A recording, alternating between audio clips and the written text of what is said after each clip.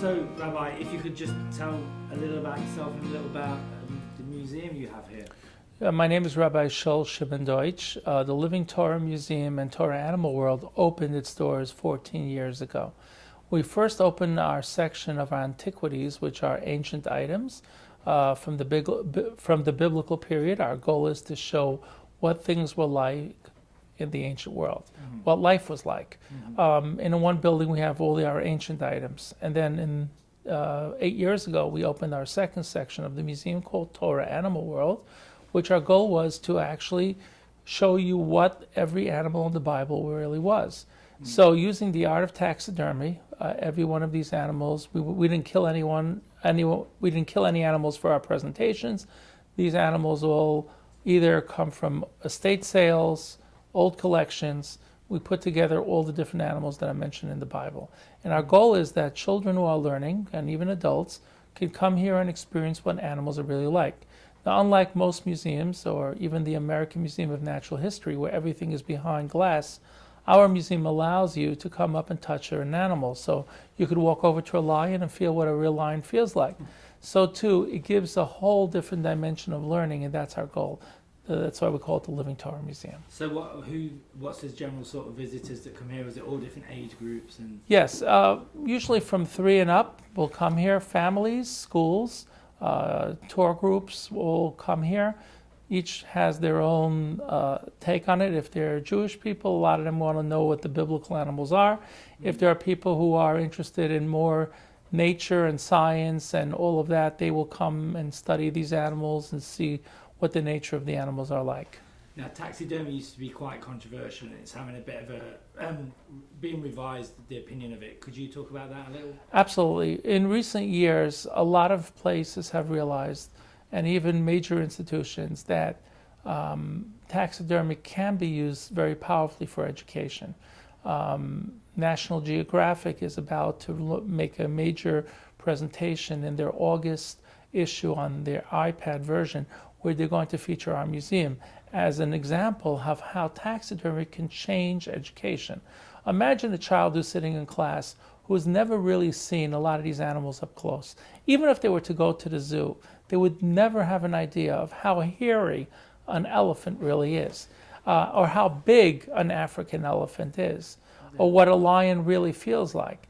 By coming here and experiencing it, and we believe in multisensory education, when you touch and you feel and you see and you hear and they see a presentation about the animals, it gives a whole different dynamic of learning. So how did you first get the idea? Did you were laying in bed late one night and it went king, or was it? As a child, I thought about all the things that bothered me that I would want to see in education. And I always thought about this. If we can bring education to be really exciting, well, if you can walk over and touch a lion, that's a very exciting thing. It is, yeah. Well, as I grew older, I developed this idea of using the art of taxidermy as a means of showing what each animal really is like.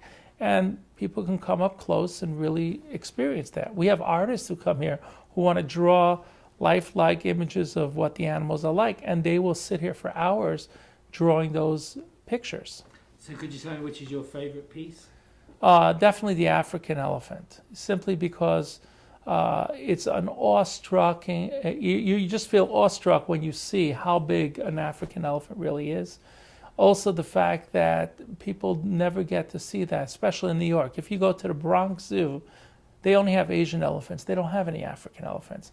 So New Yorkers don't really know what African elephants are really like unless you come here and see one. So what does the future hold for the museum? What are your plans? Well, we went through a difficult time. After 2008, there was the recession, and a lot of our sponsors disappeared. We went through a year and a half of very difficult times, and thank God we've come out away from that. Our goal is to expand, to grow. We have one location here in Brooklyn. We have a second location in the Catskill Mountains of New York, in Fallsburg, New York, and that's more like a resort area that people go in the summertime. And our goal is really to keep expanding our collection to make things that people don't often get to see available for the masses, that people can see it and experience what they're learning about. So what's the animal the most animal you want to get, the sort of elusive animal that you're trying to track down? There is a cousin to the giraffe called an okapi, and the okapi was something that was only discovered in the early 1900s, and it was something that people didn't know it existed. There were publications in London. The London Zoological Society was making fun of people who said that there's such an animal, and it took a couple of years until it was actually found. In the Congo, well, okapis are very rare, and I'd love to have one, not because it's mentioned in the Bible, but more to show the kids some very unique kind of animals. And that's what we have here. We also have kangaroos and other things that are not mentioned in the Bible, but are things that kids don't often get to see, that they can see up close what they're like. Where do you source the animals from? How do they get to the museum? Well, animals usually come to us through taxidermists.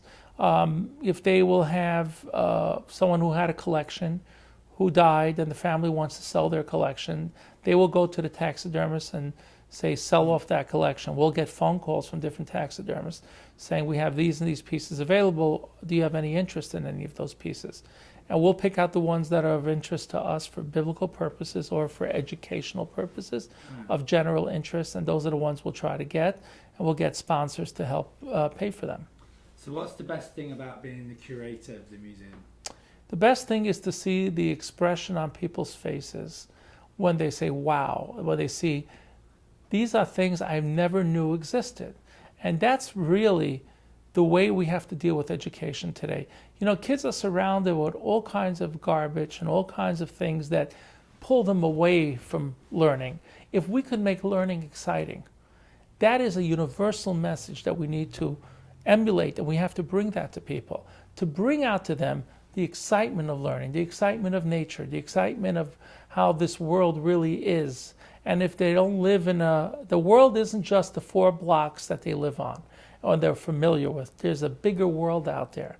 And if you're in awe of the creations that are around you, you feel humble by who you are.